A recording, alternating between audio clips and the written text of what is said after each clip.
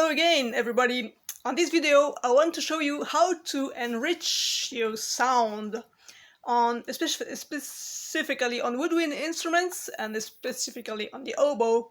But not only, you can also work on that on strings instruments, on brass instruments, an instrument, basically.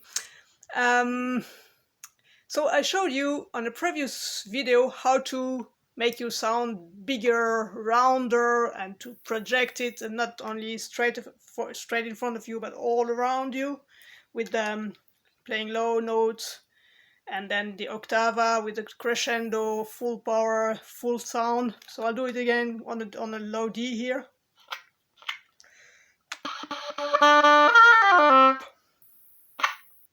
The oboe is always a problem.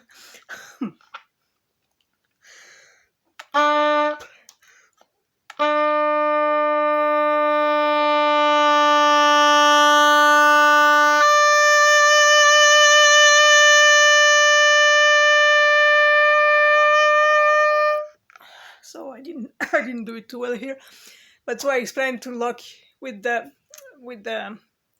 vocal strings. So having a steady diaphragm down, steady lips, and doing the crescendo only with the strings, the vocal strings, and thinking of the sound like projecting it, making everything vibrating, and even your body also backwards. And so I can do it on a high B flat, for example.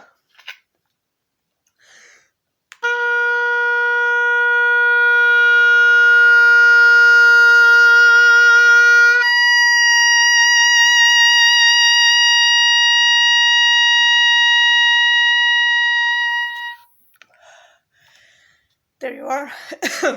So that was the last time exercise. So now I want to give you another exercise. I also talked about the harmonics, the harmonic scale, the scale of harmonics, all the harmonics that vibrate in sympathy with the low tone. If you play a low C, for example, in that sound you have all those harmonic sounding. I'll play not exactly the octaves as it is, but you have it on the chart I showed you before.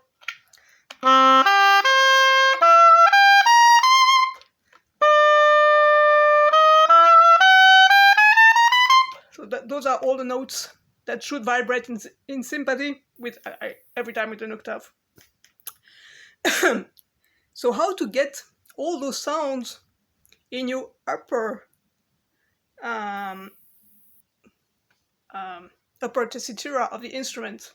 Because as I already showed, many musicians, even professional musicians, they sound pretty strong in the low register, and the more up they go, the tinier their sound is, like this.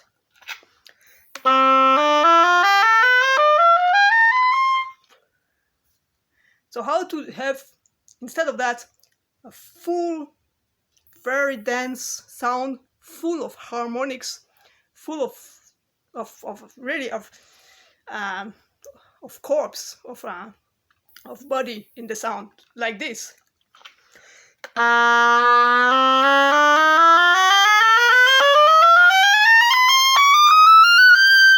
How to have this rich sound all throughout and very regular, very homogen throughout the instrument. So how to, like, if you play a high A, and then you play a high D, keeping both octave keys. So in a clarinet or in a saxophone you will use only one octave, but on the oboe you have two octaves. It doesn't matter. You can do that exercise as well on the saxophone, on a clarinet, on a tuba, on a bassoon. So I play the high A and then the high D, keeping the octavas.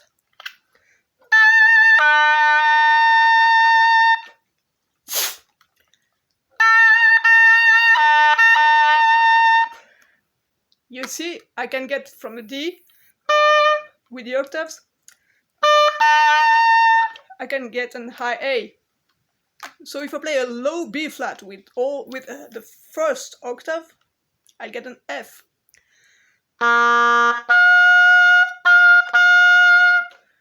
And so I can do low B flat with an octave going up.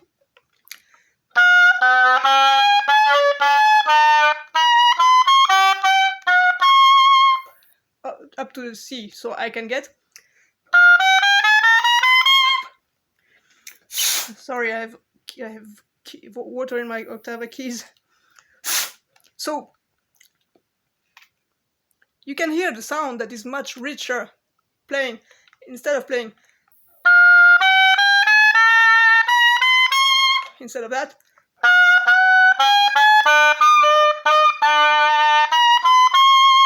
You can hear that the sound is richer.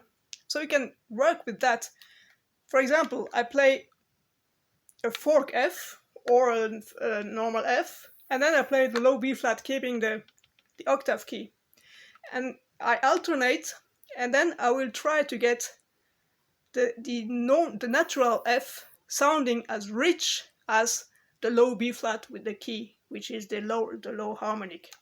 I'll show you.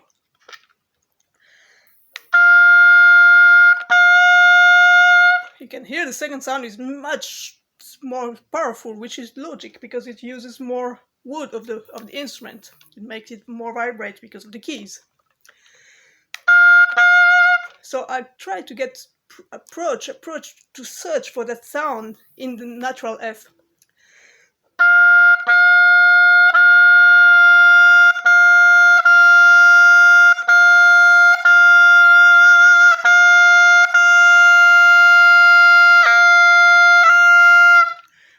Until I have almost exactly the same sound.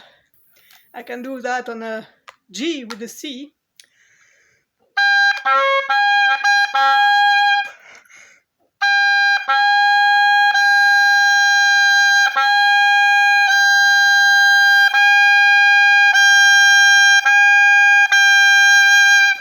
So I will search that sound in the nose, in the I don't know how you call that here, like getting it up, getting the sound in the noise, in the nose, getting more air throughout there, like changing, or also the throat, changing all the positions so that you can get that color you want. So I'll do that with a high B flat, which is with the E flat, with the octava, both octavas.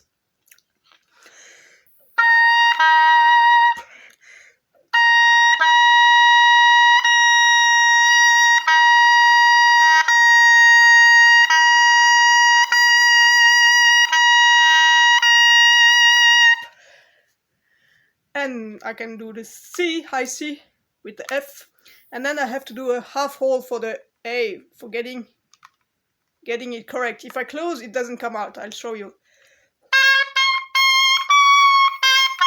Well, there it did come out, but if you have difficulty, you can do a half hold here. You can hear the difference. It's so much different. That's tiny, and that it's kind of more rounder.